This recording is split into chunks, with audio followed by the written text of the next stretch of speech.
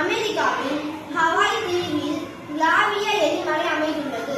மிகவும் செயல்படும் எரிமலையான இது சமீப காலமாக அடிக்கடி வெடித்து சிதறுகிறது. அந்த கையில் லாவியா எரிமலை பயங்கர சத்தத்துடன் வெடித்து சிதறியது. அப்போது எரிமலையில் இருந்து சுமார் 1000 அடி உயரத்தில் தீ. சீனாவில் கனமழை ஆற்றில் கரை புரண்டு ஓடிய வெள்ளம், 30,000 பேர் வெளியேற்றம்.